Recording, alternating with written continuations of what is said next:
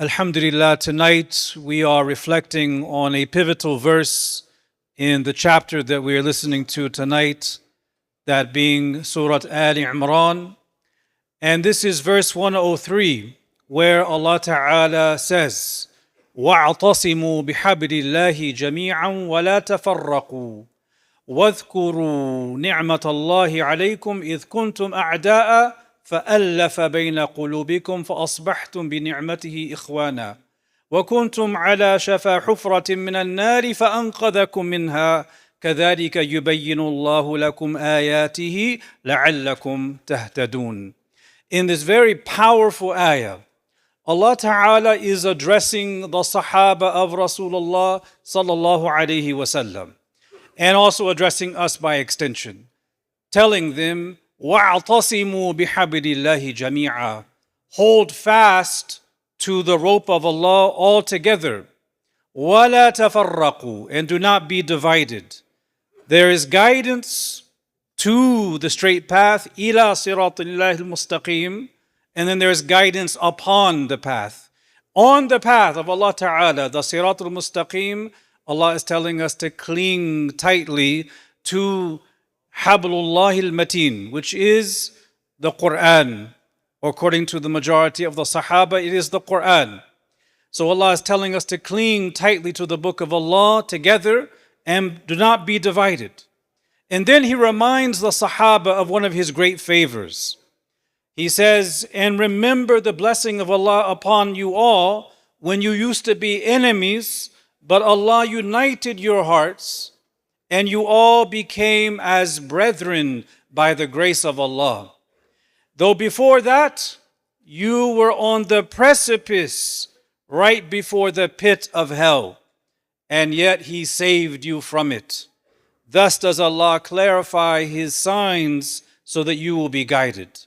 This ayah, dear brothers and sisters, was revealed as a reminder to the Sahaba about how Allah rescued them from the darkness of disbelief and brought them into the light of Iman.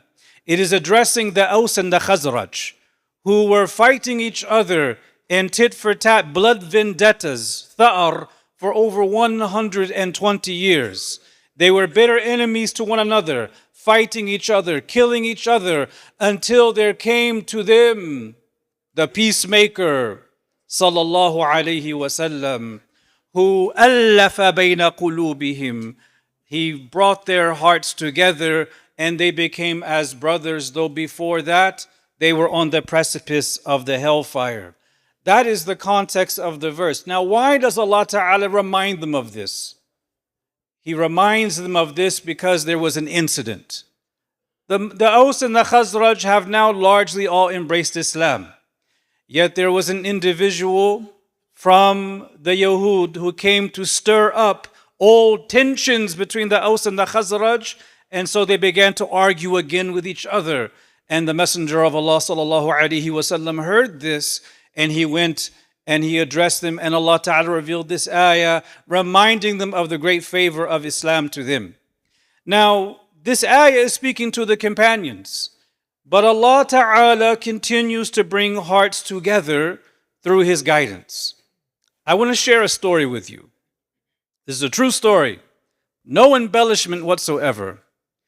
Around 25 years ago, there's an individual I know who was a convert to Islam. His name is Abdul Rahman. Abdul Rahman is from California. He is from South Central Los Angeles, to be exact. He moved to Georgia, where I was. Now, Abdul Rahman converted to Islam after a long life involved in gang life. He was a Crip. He was an older one as well. And he was shot 5 or 6 times across his legs, and he was semi-paralyzed. And he would come to the masjid every single day to study the Qur'an, to study tafsir, to learn Arabic with us. And one day, he came to the masjid, and when he came, he looked very startled, very shocked, as if he saw a ghost. And we said to him, "What's the matter? What's wrong?" He said, "I was on the bus coming here to the masjid. And as I was riding the bus, this brother got on the bus He's got a kufi. And he sees me, and he walks over, he gives salams. And I give him salams back, and we start talking. And as we start talking, we both notice that we both have a California accent. So he asks me, where am I from? And I say, I'm from California. I ask him, he says, California. He says, what part? He says, South Central. What part for you? South Central. And now comes the next question. What street are you from? Now, when you ask that question to someone who used to be involved in that life, you are asking them what gang you belong to, what set you represented. So Abdul Rahman, he's put on the spot, and he said the name of his street, which was Crip territory. And this individual named his street, which was Blood territory, the rival gang. And then came the last question. What was your gang name back in Jahiliyyah? Meaning, what was the nickname you went by? No one goes by their actual name in the streets. So Abdul Rahman told him his nickname in Jahiliyyah. And then this other brother looks at him with his eyes very wide and says, you shot me. You shot me. Subhanallah, you and someone else, this one and that one. Don't you remember on this date in this neighborhood, you and someone else drove by this gathering and you did a drive-by? He said, yes. He says, yes, I was shot. You shot me. And Abdul Rahman said he was now getting a little worried. What's going to happen now? Is he going to be upset with him? He said, but you know, alhamdulillah, Allah guided us to Islam and brought us together. And he gives him a big hug, and then they part ways. So this is a common story of how Allah Ta'ala brings people together. How is this relevant to us? I hope that none of you are involved in the street life or gang members, but this is still relevant to us as well, because Allah Ta'ala has ordered us to hold tightly to Hablullah al-Mateen, the Qur'an, that which unites us. And it is from ta'liful qulub, or bringing the hearts together, that we interact with each other in a way that preserves unity. When you look at the Sharia and all of the detailed ahkam of halal and haram and muamalat and transactions and buying and selling, all of these details, they all come down to one fundamental objective, which is the preservation of justice, number one. But number two, it is to minimize dissension and problems that split the unity of the community. Why is it we have witnesses when we take on large debts or if there are large transactions? Is to prevent niza'a, to prevent dispute in the future, to prevent conflict in the future, to aim at ta'liful qulub. And an aspect of ta'liful qulub, of keeping the hearts together, especially in this context in North America, it is to respect valid differences of opinion in Islamic law that are based on valid ijtihad. Khilaf mu'tabar, khilaf sa'igh, based upon ijtihad.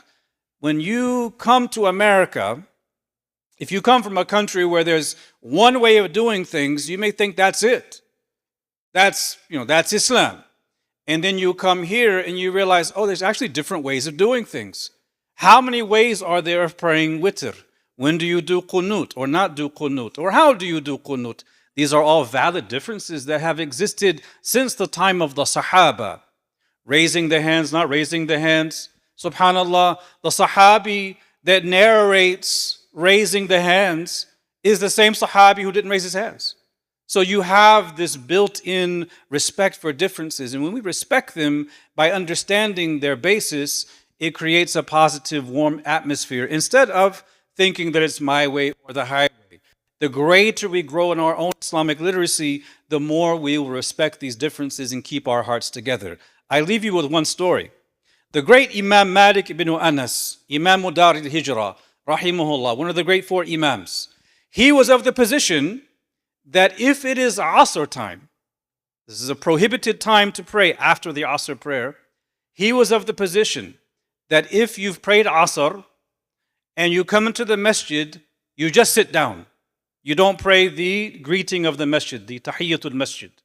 So one day he's coming into the masjid, and Masjid al-Nabawi al-Sharif, with some of his students. And he had already prayed Asr. He comes into the masjid and he just sits down. Because in his view, the prohibition of praying after Asr takes precedence over the sunnah of praying before you sit down. And so he sits down in the masjid. And there's this young boy who sees him just sit down straight away. And he says to him, not knowing that this is Imam Malik, he says to him, you, qum, fasalli. He says, get up, pray. You didn't pray Tahiyatul Masjid. Now Imam Malik didn't pull out his Imam card and say, do you know who you're talking to? He just got up and he prayed 2 rak'ahs of Tahiyatul Masjid. Now his students are very puzzled. Why is he praying Tahiyatul Masjid? Didn't he tell us that his position is that you don't if it's after Asr? And so they asked him, yeah, Imam, did you change your position on this issue? He said, no, I didn't change my position. They said, well, why did you pray? He said, well, the boy told me to pray, and I didn't want to be of those about whom Allah Ta'ala said, وَإِذَا قِيلَ لَهُمُ ارْكَعُوا لَا يَرْكَعُونَ. If it is said about them, if it is said to them, bow in prayer, they don't bow in prayer. I didn't want to be like those people, so I listened to the young boy. So the more you know, the more tolerant you become of these valid differences, and then the stronger the bonds of unity become. When a person is, the more ignorant a person is of these things, the more they think that there's only one way, and then there's argument and dissension. May Allah Ta'ala unite our hearts, keep them firm, and keep us and give us fiqh of the deen. Ameen ya Rabbil Alameen. Wa sallallahu wa sallam ala Sayyidina Muhammadin wa ala alihi wa sahbihi wa sallam.